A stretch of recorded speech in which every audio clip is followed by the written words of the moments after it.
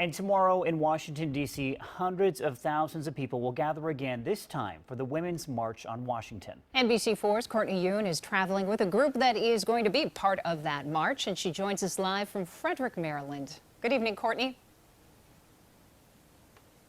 Good evening, Ellie. Mark, we just arrived at our hotel about an hour and a half ago. Right now, the group called Rolling Into Washington is inside preparing for the march tomorrow. They're making posters and reviewing how to participate in a peaceful protest. Women today tell us this march means a lot to them, and especially fighting for equality for everyone. Everybody ready to roll into Washington? Yeah! It seemed like a perfect opportunity to get our children, who are kind of good ages, 8 and 10, involved in sort of their first experience with speaking up and using their voice. Segna is here with her mother, along with her partner Amy Mullins and their 2 children. They represent 3 generations together as a family headed to the Women's March on Washington. This became much more personal. This is much more about our family specifically. After the election, Segna says it was important to her to speak up. It was important that we not just sort of hope other people would carry the torch for us, but get out there and do it for ourselves.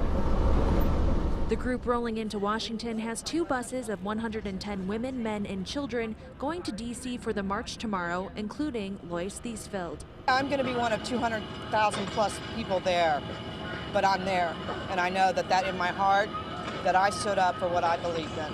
69-year-old Valerie Hayden says she's marched for women's rights in the past. I mean, I'm old to go on a march, but I figured I have to do it. It's very important.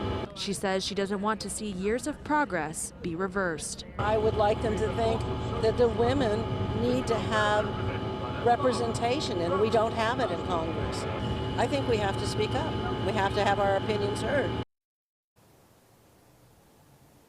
D.C.'s Homeland Security Director says about 1,800 buses have already registered to park inside the city tomorrow, so that means about 100,000 people could be coming in on bus just for this march. We'll be there as well, bringing you the latest from Washington. Live in Frederick, Maryland, Courtney Yuen, NBC4.